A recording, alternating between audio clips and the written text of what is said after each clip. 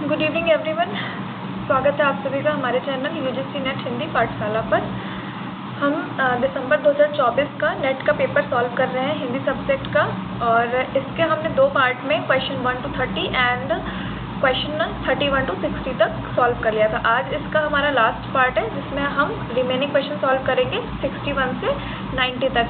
Passage वाले question मैं नहीं करा रही हूँ, अगर आप लोगों को ज़रूरत लगे तो मुझे कमेंट में बता दीजिएगा, तो उसको भी मैं आगे एक साथ ही कई सारे पैसेज करा दूँगी एग्ज़ाम टाइम पे, ठीक है। क्वेश्चन नंबर 61 से हम स्टार्ट करते हैं। होप सो आप सभी लोग अच्छे होंगे। और नाउ पढ़ते हैं क्वेश्चन नंबर 61।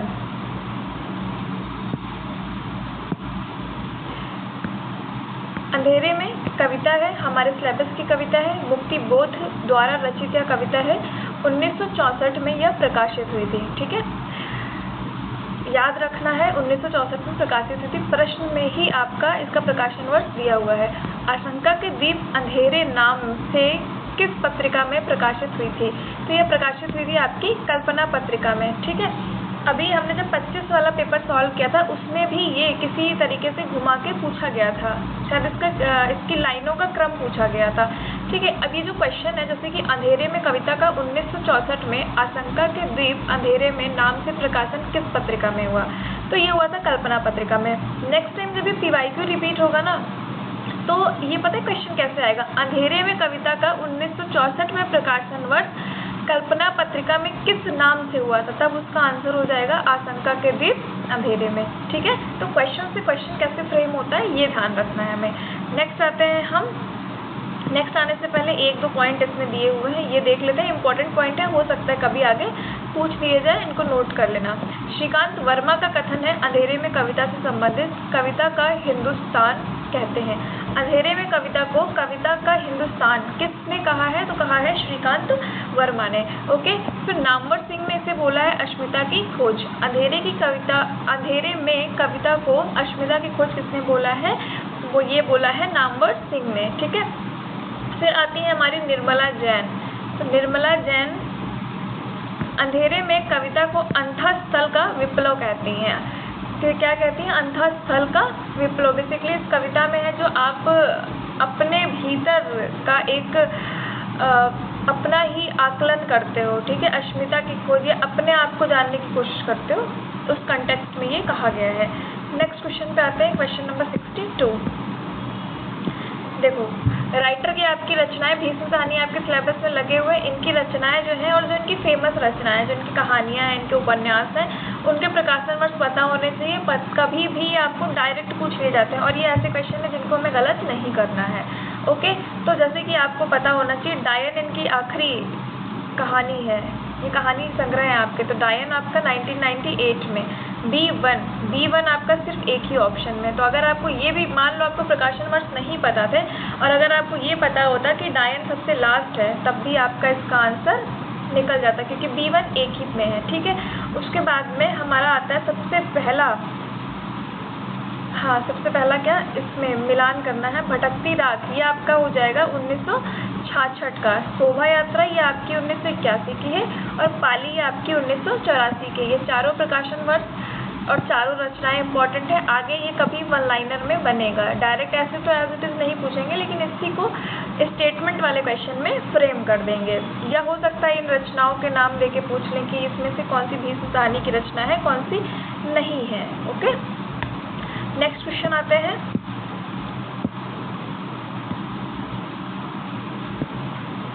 क्वेश्चन नंबर 63 पर, सही पंक्तियों को कहानी के साथ सुमेलित कीजिए, okay.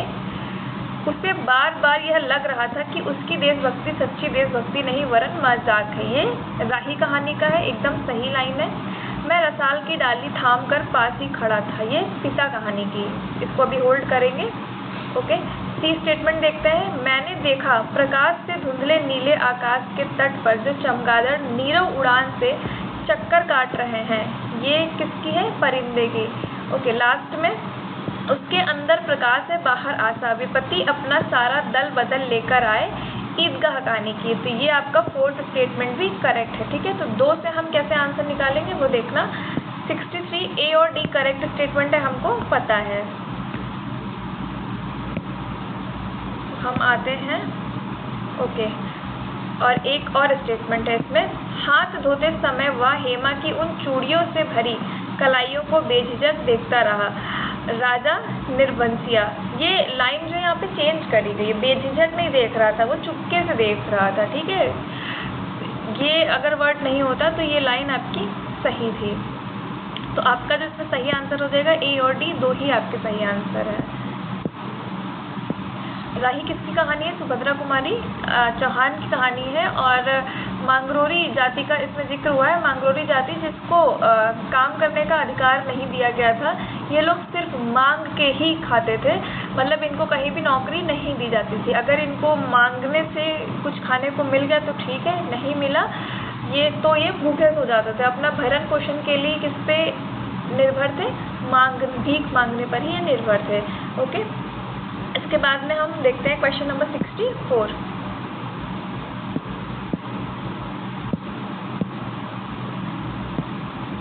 Question number 64, Sudama Charit के रचनाकार हैं, तो ये आपके हैं नरोत्तम दास। सुदामा चरित के रचनाकार कौन है? नरोत्तम दास। ओके, फिर आते हैं क्वेश्चन नंबर 65 पे। क्वेश्चन नंबर 65, प्रतिभा काव्य हेतु से संबंधित पंक्तियों के रचनाकारों के सही युग्म कौन से हैं? प्रतिभा काव्य हेतु से संबंधित पंक्तियों के रचनाकारों के सही युग्म कौन से हैं? तो काव्य हेतु मतलब काव्य का कारण, उसमें एक आपका भाग है प्रतिभा। तो प्रतिभा से संबंधित कौन से आपके जो आचार्य हैं उन्होंने क्या कहा है, वो आपको सही स्टेटमेंट बताना है, ठीक है। क्वेश्चन को समझने में कोई कंफ्यूजन ना हो, इसलिए एक्सप्लेन कर रही हूँ। देखते हैं इसमें कौन कौन सा सही है, इसका आंसर ही देख लेते हैं। और ये पांचों कोट आप डायरेक्ट नोट कर लेना, इम्पॉर्टेंट है। ये PYQ ही इसके बेसिकली रिपीट होते हैं बार बार। और अगर कोई नया स्टेटमेंट आता भी है तो उसमें भी ऑप्शन में ऐसा रहता है कि आपका PYQ से एलिमिनेट करके वो हो जाएगा। प्रज्ञा नवन वोन में शालिनी प्रतिभा मता, ये किसकी पंक्ति है? भट्टतौत की। फिर आपकी आती है कवित्तिस्त बीजम प्रतिभानम, ये आपकी आती है वामन की। थर्ड है सप्रतिभा काव्य घटनानुकूल शब्दों पद्धति, ये किसकी है? जगन्नाथ की। प्रतिभा अपूर्व वस्तु निर्माण क्षमा प्रज्ञा अभिनव गुप्त की है। शक्ति कवित्त बीज रूपा संस्कार विशेषा, ये आपकी है मम्मट की, ठीक है। तो ये पांचों स्टेटमेंट आप नोट कर लेना और इनको बार बार जब रीड करोगे तभी आपको याद होंगी, ऐसे ही भूल जाओगे। तुरंत लगता है कि याद होगी बट ये फिर स्किप हो जाती है दिमाग से। इसमें अगर देख ले तो आपका एक तो ये कवित्त बीजम प्रतिभानम, ये आपकी वामन की है। और प्रज्ञा नवनोन्मेष शालिनी प्रतिभा मता, ये आपकी भट्टतौत की है, ठीक है। फिर आते हैं हम नेक्स्ट क्वेश्चन पे, क्वेश्चन नंबर 66। जले लिया भार अपने सिर पर मनु ने, यह अपना विषम आज हंस पड़ी उषा प्राची नभ में। देख नर अपना राजकाज, पंक्तियाँ कामायनी के किस सर्ग से ली गई हैं? तो ये जो पंक्तियाँ हैं ये आपकी कामायनी से संबंधित है। ये आप एक दो बार प्रश्न को पढ़ लेना, क्योंकि आगे चल के स्टेटमेंट वाले जब क्वेश्चन आएंगे तो हो सकता है यही लाइन आपसे पूछ ली जाएगी कि किससे संबंधित है। उसमें 4 ऑप्शन मिलाने वाले होते हैं ना, तो ये पंक्तियाँ आपकी कामायनी से संबंधित है। कामायनी में आपके 15 सर्ग हैं। सर्ग का मतलब है जैसे कि आपके चैप्टर के नेम होते हैं एक बुक में, जैसे कामायनी में आपके 15 चैप्टर हैं जिसको सर्ग के नाम से बोला गया है। जयशंकर प्रसाद जी की ये रचना है, 1935 में आती है। ओके, तो ये जो आपकी लाइन है ये संबंधित है ईड़ा सर्ग से। ईड़ा जो है ये बुद्धि का प्रतीक है, श्रद्धा ये हृदय या मन का प्रतीक है, ठीक है। ये चीज़ भी आप ध्यान रखिएगा। और इसको शांतिप्रिय द्विवेदी जी ने कामायनी को छायावाद का उपनिषद बोला है।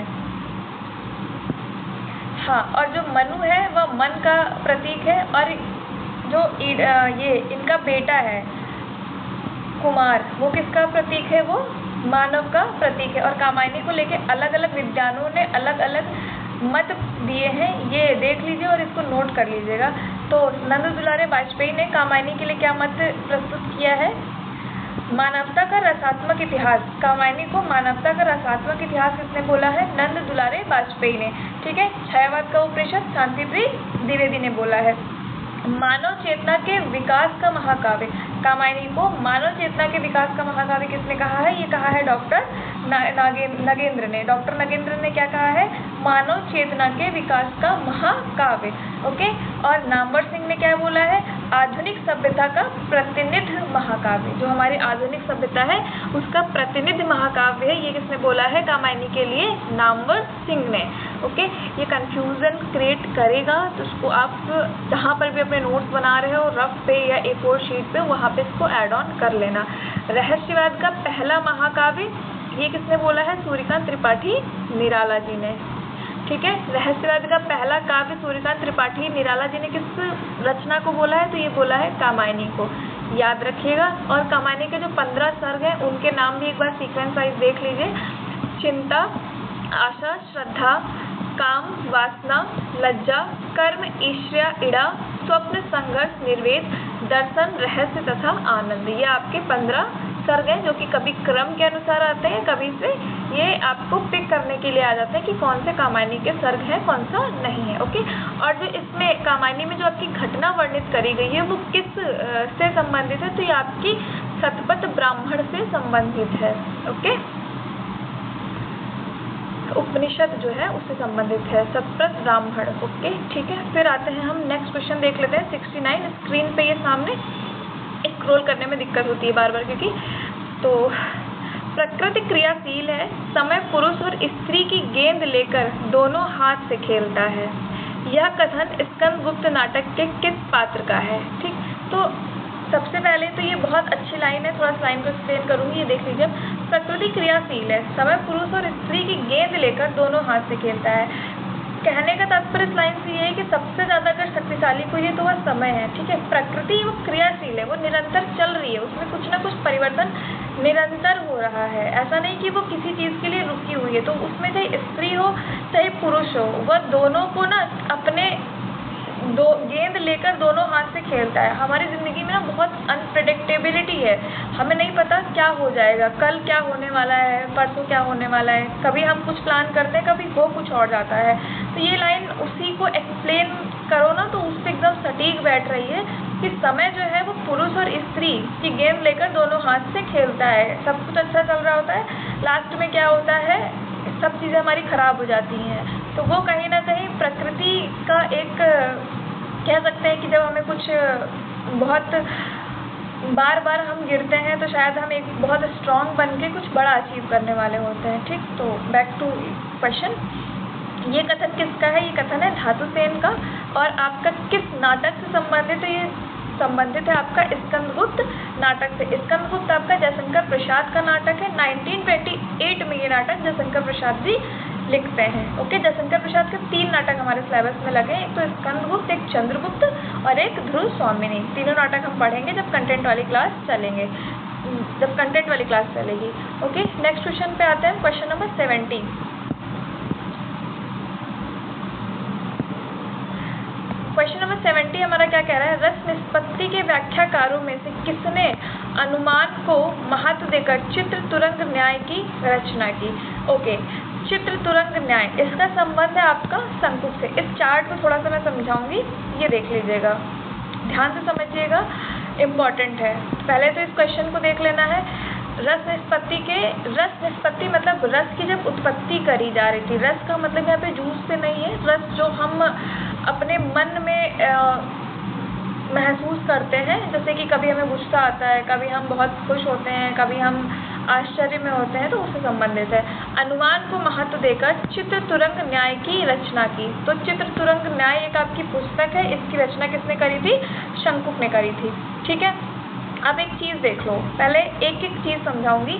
भट्ट लोलट जो है ये आपके किस दर्शन से संबंधित है? तो ये आपके संबंधित है मीमांसा दर्शन से। ठीक है, ये बहुत ध्यान से समझना, भट्ट लोलट मीमांसा दर्शन से संबंधित है। और भट्ट लोलट ने कौन से व्याख्या दी है या कौन सा वाद को जन्म दिया है? तो इन्होंने उत्पत्तिवाद को जन्म दिया है, जिसे आरोपवाद भी कहते हैं। ओके, और इनका जो संयोग मतलब किसको मानते हैं? संबंध को। और निष्पत्ति इनकी क्या है? उत्पत्ति, ये उत्पत्ति को महत्व देते हैं। ठीक, फिर आता है श्री शंकुक न्याय।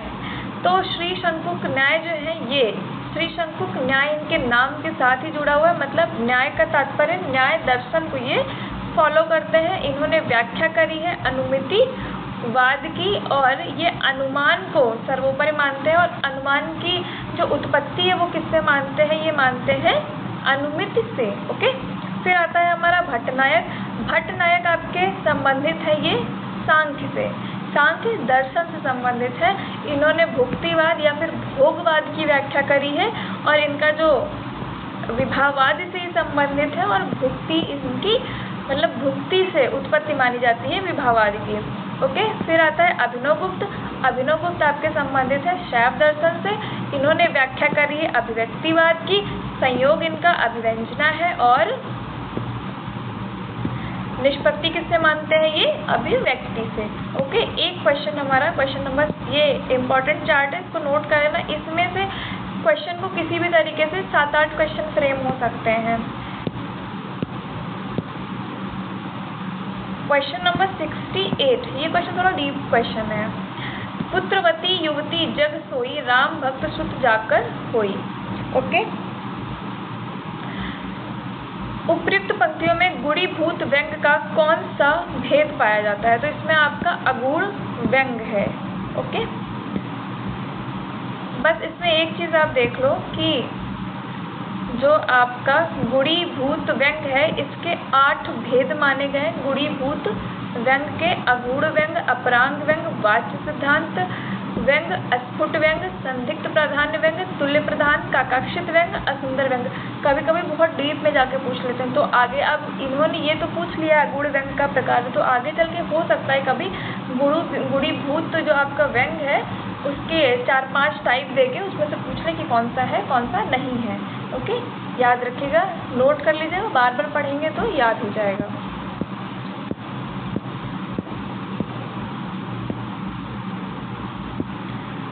क्वेश्चन नंबर 71, काव्य शोभाकरान धर्मान अलंकारान प्रचक्षते, यह लक्षण अलंकार के संदर्भ में किस आचार्य द्वारा दिया गया है। तो सबसे पहले ये याद रखना कि ये जो काव्य शोभाकरान धर्मान अलंकारन प्रक्षपते किससे संबंधित है, ये आपका अलंकार से संबंधित है।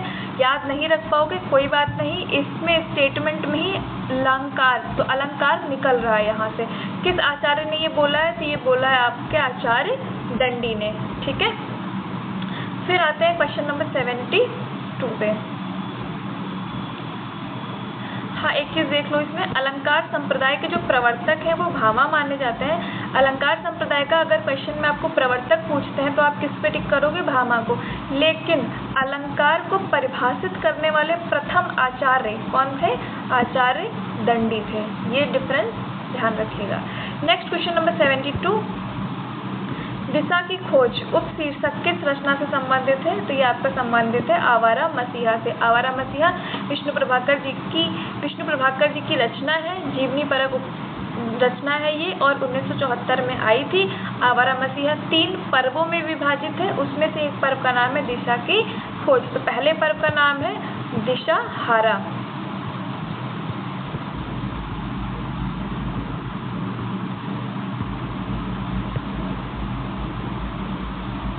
ठीक है, और ये दूसरा आपका है दिशा की खोज, और तीसरा क्या है, दिशांत। इसको याद रखने का एक क्रम में बहुत अच्छा ट्रिक है। ट्रिक क्या है, देखो, हम जब दिशा हार जाते हैं, हम बहुत उदास होके बैठ जाते हैं, ठीक है, तो उसको मान लेते हैं कि हम हार गए हैं, दिशा हारा। फिर हम क्या करते हैं, कुछ खोजते हैं, कोई ना कोई तरीका निकालते हैं तिगड़म भिड़ा के इधर उधर से कि चलो हमें कुछ करना है, तो वो क्या हो गया, दिशा की खोज।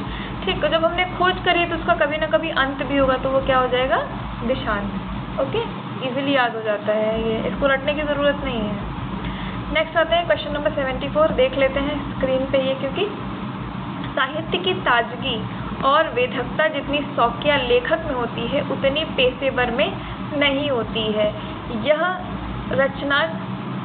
कथन किस रचना की भूमिका से लिया गया है, उद्धृत यानी कि लिया गया है, तो ये आपका लिया गया है संस्कृति के 4 अध्याय से। किसकी रचना है, रामधारी सिंह दिनकर की रचना है। ओके, और इसकी भूमिका किसने लिखी थी, जवाहरलाल नेहरू ने लिखी थी। किसको समर्पित की थी? डॉक्टर राजेंद्र प्रसाद को समर्पित करी थी। और इसका पहला संस्करण यानी कि कब प्रकाशित होती है? 1956 में। ओके, ये 2-3 पॉइंट है इससे रिलेटेड।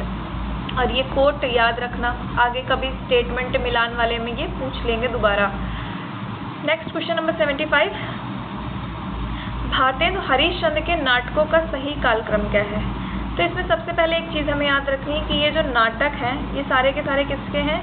भारतेंदु हरिश्चंद्र जी के हैं। अब इनका कालक्रम पूछा गया तो सती प्रताप इनका लास्ट नाटक है और ये आपका अधूरा नाटक है जिसको राधा कृष्ण दास ने बाद में पूरा किया था। तो बी आपका एक में ही लास्ट में है, तो ये आपका ऑप्शन हो जाएगा सी। एक बार इन सबके प्रकाशन वर्ष देख लेते हैं।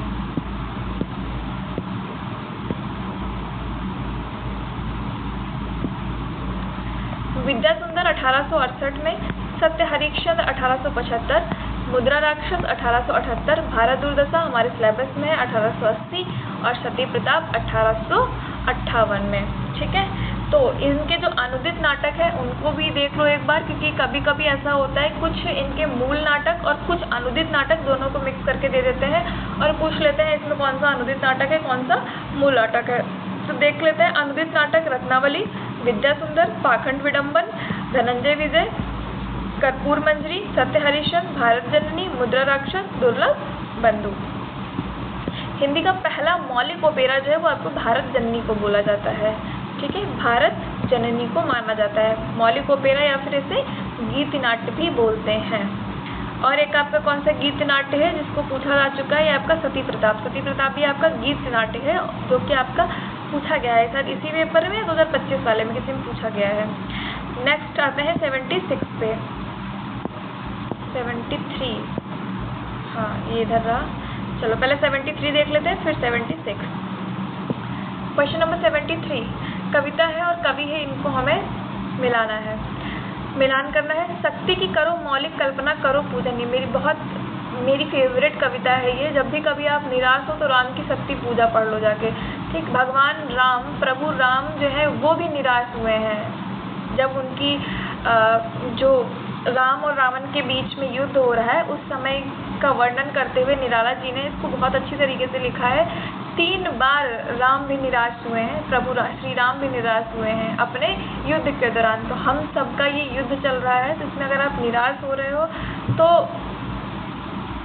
आप उम्मीद की किरण को ज़रूर जिंदा रखो और कभी भी आप कविता पढ़ना। शक्ति की करो मौलिक कल्पना करो पूजन, राम की शक्ति पूजा के नाम से। यूनिट 5 जब मैं कराऊंगी तो मैं ये कविता को पूरा पढ़ाऊंगी। अगर उससे पहले आप लोगों को पढ़ना है तो आप पढ़ सकते हो, गूगल करके भी आपको ये मिल जाएगी। तो ये आपका है सूर्यकांत त्रिपाठी निराला की। ओके, B1 आपका एक ही ऑप्शन में है, तो ऑप्शन आपका हो जाएगा बी। सबसे पहले ना आप जब क्वेश्चन सॉल्व करोगे तो कैसे करना है, एक ऑप्शन ढूंढ लो, फिर उसको मैच देखो, अगर वो किसी एक ऑप्शन में मिल रहा है तो आपका आंसर श्योर है कि वही होगा। ठीक है, लेकिन अगर मान लो 2 है तो 2 ऑप्शन तो आपके एलिमिनेट हो जाएंगे ना। ऐसे क्वेश्चन में 2 ऑप्शन इजीली एलिमिनेट हो जाते हैं। तो क्या करना है, नेक्स्ट देखो आगे क्या करना है। चेतनता एक विलसती आनंद अखंड घना था, ये किसकी है? जयशंकर प्रसाद की है और ये ली गई है आपकी कामायनी से। प्रिय आनंद छंद तुम मेरे आत्मा के स्वर, ये आपका है सुमित्रा नंदन पंत की। मैं अबला बाला वियोगिनी कुछ तो दया विचारो, ये किसकी है? मैथिली शरण गुप्त की। ठीक है, नेक्स्ट आता है क्वेश्चन नंबर 76। कहानी और प्रकाशन वर्ष के आधार पर सही युग्म कौन से हैं? अब इसमें आपको ये बताना है कि कौन सा प्रकाशन वर्ष सही है और कौन सा गलत है। चलो देखते हैं इसको। तो एक तो आपका सुखमय जीवन चंद्रधर शर्मा गुलेरी जी का है, ये 1911 का। बुद्धू का कांटा भी इन्हीं की है रचना। फिर उसके बाद में शरणार्थी अज्ञे जी की है, 1948 में आती है।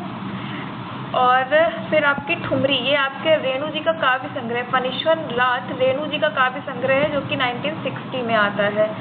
ठीक, अब जो बाकी के 2 बचे हैं वो देख लेते हैं। जो इंस्टॉलमेंट है, एक मिनट, हाँ इंस्टॉलमेंट ये आपका 1936 का है, भगवती चरण वर्मा की कहानी है। जो ऑप्शन आपके गलत है उनको भी देख लो कि वो क्यों गलत है, आगे चल के गलत वाले ही सही स्टेटमेंट में पूछ लेते हैं। तो इंस्टॉलमेंट किसकी है? भगवती चरण वर्मा की। कब प्रकाशित हुई थी? 1936 में। रास्ता इधर से है, ये आपकी 1972 में प्रकाशित हुई और किसकी रचना है? रघुवीर सहाय जी की रचना है। किसकी है ये? रघुवीर सहाय की है।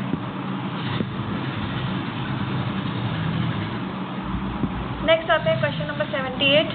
पाश्चात्य विचारकों को काल क्रमानुसार लगाइए। ठीक, ये ऐसे क्वेश्चन जो होते हैं ना, हमारे सिलेबस के राइटर का अगर हमने जन्म काल याद किया हुआ है उससे सॉल्व हो जाएंगे। उसके अलावा हमें किसी का भी जन्म काल पढ़ने की ज़रूरत नहीं है। जो हमारे सिलेबस में लगे हुए हैं ना, यूनिट 2 से लेके यूनिट 10 तक, सबका याद कर लो, आराम से ऐसे क्वेश्चन हो जाते हैं। ठीक, तो अब देखते हैं। चलो, कीर्केगार्ड आपके आते हैं 1813 में, तो आपका जो भी आंसर स्टार्ट होगा वो डी से स्टार्ट होगा। 2 ऑप्शन आपके एलिमिनेट हो गए। ठीक, अब क्या देखते हैं? डी के बाद जस्ट आएगा बी, तो कीर्केगार्ड 1813, फिर आपके नीचे ये होंगे 1844, फिर आएंगे आपके क्रोचे 1866 1866, देन एलियट आएंगे 1888 और फिर जियापाल सार्त्र 1905 में आते हैं। ठीक, तो ये इनका जो जन्म का वर्ष है इसको याद कर लेना, नोट कर लेना। ठीक है, फिर आते हैं हम क्वेश्चन नंबर 77 पे।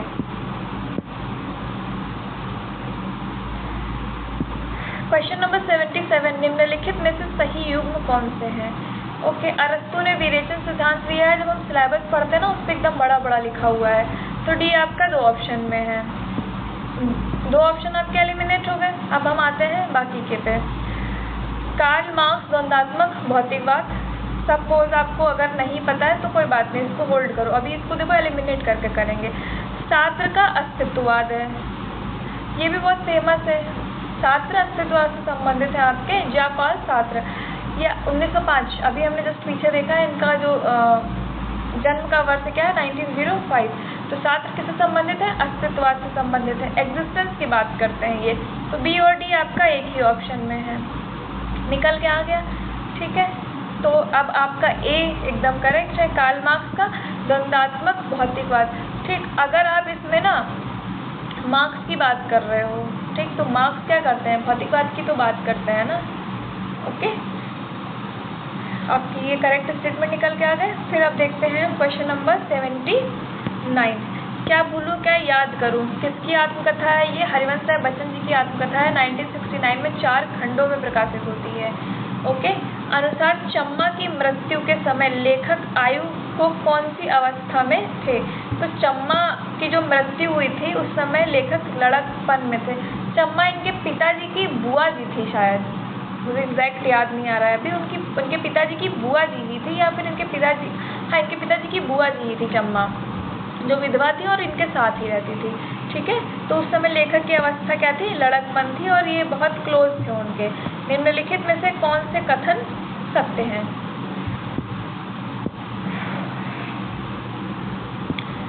रेवंत गिरी रास की रचना विजय सेन सूरी ने 1203 ईस्वी में की। ओके, फिर आते हैं नेमिनाथ रास की रचना सुमतिगढ़ ने 1213 में की थी। जब 4-5 स्टेटमेंट वाले क्वेश्चन आए ना, तो पूरे क्वेश्चन के पढ़ो और उसमें ना आप उस स्टेटमेंट में जाओ जो आपको एकदम करेक्ट पता है। उससे क्या होगा ना कि आप करेक्ट वाला पकड़ के आप 1-2 ऑप्शन एलिमिनेट कर दोगे, या हो सकता है सही आंसर ही निकाल लो। तो ये चीज़ बस ध्यान रखना। स्थूलभद्र रास की रचना जिनधर्म सूर्य ने करी थी। तो एक तो मुझे ये आपको स्थूलभद्र रास किसकी रचना है? जिनधर्म सूर्य की, और कब आई थी? 1209 में। और नेमिनाथ रास की रचना सुमतिगढ़ है और 1213 में आई थी। ठीक है, तो सी अगर आप देख रहे हो तो 1 में ही है, और बी भी आपका 1 में ही है, तो ऑप्शन बी आपका करेक्ट आंसर हो जाएगा। बाकी के जो है, श्रवकाचार्य की रचना देवसेन, ये 933 है, 913 नहीं, 933 ईस्वी में की थी। ठीक है, देवसेन की रचना क्या है? श्रावकाचार्य, और कब करी थी इन्होंने? 933 में इसकी रचना करी थी। चंदनबाला रास आसगु की रचना है, और ये आपकी 1204 की नहीं, आपकी 1200 ईस्वी की है। इसका प्रकाशन वर्ष PYQ में पूछा जा चुका है। ये कभी स्टेटमेंट में 3 साल में शायद 3 या 4 बार ये सेम चीज़ पूछी गई है, घुमा फिरा के किसी भी तरीके से। कान इधर से पकड़ो या इधर से पकड़ो, पकड़ना कान ही है, तो इसीलिए बोलते हैं ना PYQ पे अपना कमांड अच्छे से कर लो। फिर आते हैं हम, एक हमारा कौन सा बच रहा है अभी, रेवंतगिरी राज की रचना, इसको देख लेते हैं। रेवंतगिरी जो है आपका ये विजयसेन सूरी ने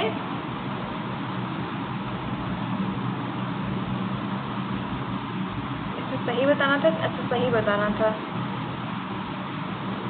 1203 में की थी।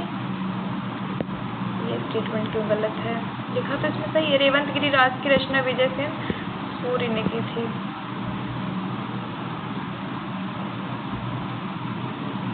इस क्वेश्चन को ना होल्ड, अभी कंफ्यूजन हो रहा है। रेवंतगिरी राज की रचना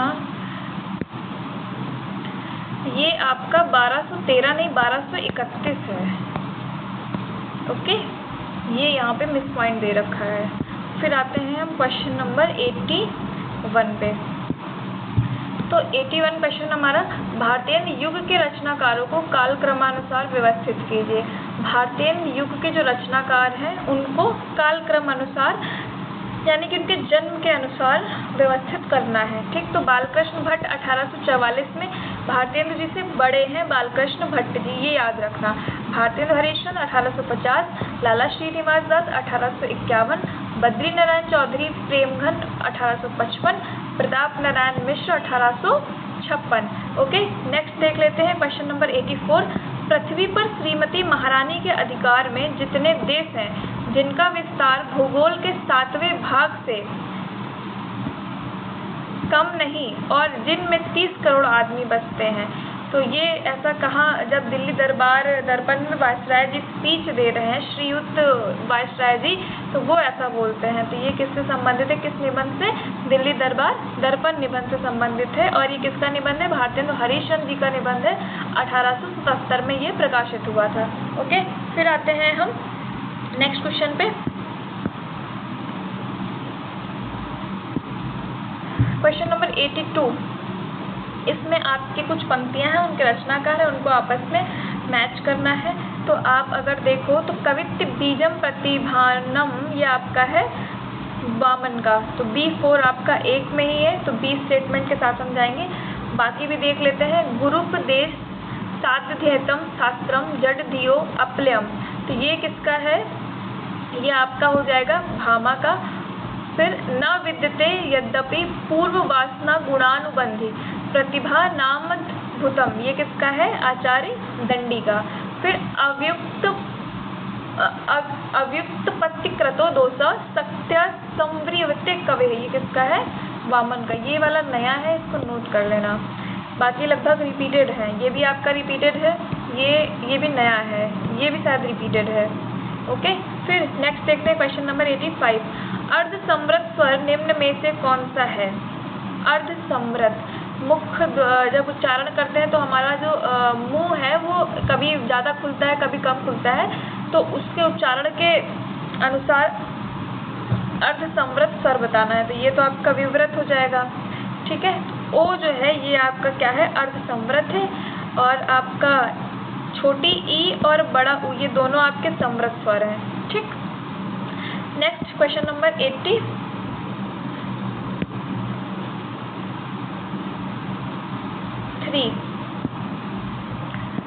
रचनाकार और आत्मकथाओं के मेल सही है। यहाँ पे कुछ रचनाकार है और कुछ उनकी रचनाएं हैं, तो इसको हम डायरेक्ट आंसर में देख लेते हैं, वैसे कंफ्यूजन नहीं होगा, याद रहेगा चीज।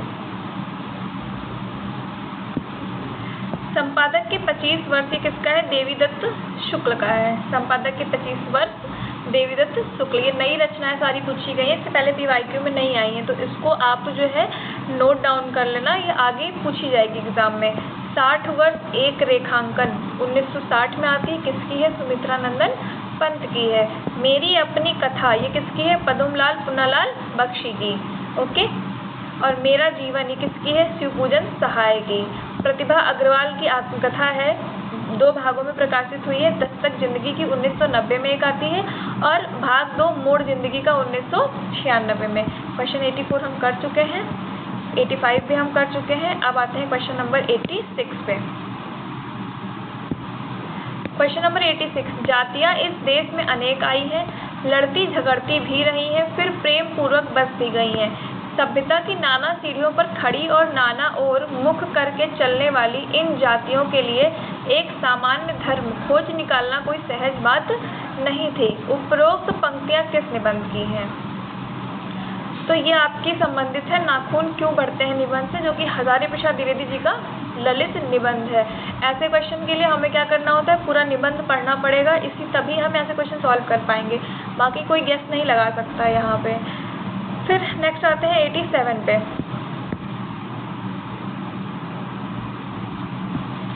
दलित विमर्श से जुड़े कौन से कथन असत्य हैं? डॉक्टर अंबेडकर ने दलितों के उत्थान को राष्ट्र का उत्थान माना, ये तो गलत नहीं होगा, ये तो सही होगा। दलित लेखक संघ के एक गुट ने 31 जुलाई 2020 को कर्मभूमि की प्रति जलाई, इसको अभी होल्ड पे रखेंगे। दलित साहित्य में स्वानुभूतियों का विशाल भंडार है, स्वानुभूतियों का विशाल भंडार है, लेकिन और भी लोगों ने दलित साहित्य लिखा है, इसी को भी हम थोड़ा सा रखेंगे। फिर आ रहा है हमारा डी, अछूत की शिकायत 1925 में सरस्वती पत्रिका में छपी। अछूत की शिकायत जो है ये हीरा डोम की कविता है और ये छपी थी आपकी 1914 में छपी थी, ठीक है। और इसको किसने छापा था सरस्वती पत्रिका में? महावीर प्रसाद द्विवेदी ने छापा था। तो ये आपका एक तो डी स्टेटमेंट गलत है, तो डी आपका सिर्फ एक में ही है, तो बी ऑप्शन एलिमिनेट हो जाएगा। ठीक, एक चीज़ और मैंने बोली थी, अगर याद हो कि कहीं पर अगर आपके प्रकाशन मतलब ईयर दे रखा है स्टेटमेंट पे, तो उसके गलत होने के बहुत चांसेस है। दोनों में ईयर था और यही दोनों स्टेटमेंट गलत हैं, बी और डी, ठीक है। तो स्टेटमेंट वाले क्वेश्चन देख के घबराना नहीं, बिल्कुल भी इसको बहुत आराम से पढ़ना है।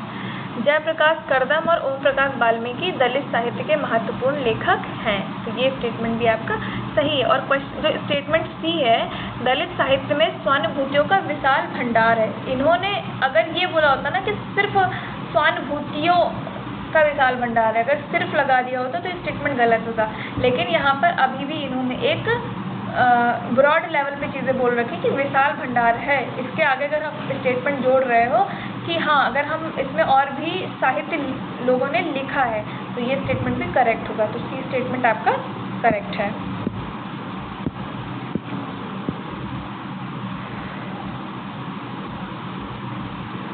क्वेश्चन नंबर 90 पहले देख लेते हैं। एग्जिस्टेंशलिस्ट, तो इंग्लिश का वर्ड हिंदी में लिखा होता है ना, उसको पढ़ने में थोड़ा टाइम लगता है। एग्जिस्टेंशलिज्म नहीं, एग्जिस्टेंशलिज्म, एग्जिस्टेंस समझ लेते हैं। एग्जिस्टेंस एंड ह्यूमनिज्म, ये किसकी बुक है या किस बात पे विचार किया गया है? तो एग्जिस्ट से ही हमें पता चल रहा है ये अस्तित्ववाद से संबंधित होगी। ठीक, मान लो इस बुक का नाम नहीं पता है आपको, ठीक, शायद ये मैंने भी इसको नहीं पढ़ा था कभी भी, तो मुझे एग्जाम में देखी तो मैंने कैसे किया, एग्जिस्ट है अस्तित्ववाद पे मैंने टिक कर दिया। गेस लॉजिक लगा के ही आपको गेस करना है, एकदम आंख बंद करके लॉजिक नहीं करना है, तुक्का नहीं मारना है। एग्जिस्ट का मतलब होता है अस्तित्व, तो ये एग्जिस्टेंस या एग्जिस्टलिज्म की आपकी बात कर रहा है, तो ये आपका हो जाएगा अस्तित्ववाद। ठीक है, now question number 88। Question number 88 में कुछ आपकी काव्य पंक्तियां हैं और उनके राइटर हैं, उसमें आपको बताना है कि कौन सा सही है कौन सा गलत है। तो रीति सुभाषा कवित्व की बरनत बुध अनुसार, ये आपकी चिंतामणि जी की है, करेक्ट है।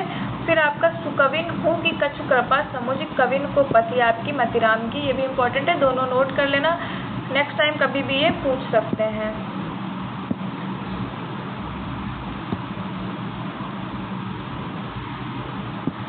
ये वाली जो है सो विश्रब्द नवौड़ योग बरनत कवि रसरीति, आपकी भिखारी दास की नहीं है, ये आपकी मतिराम की है। किसकी है? मतिराम की। ठीक है, और अगर देखा जाए कि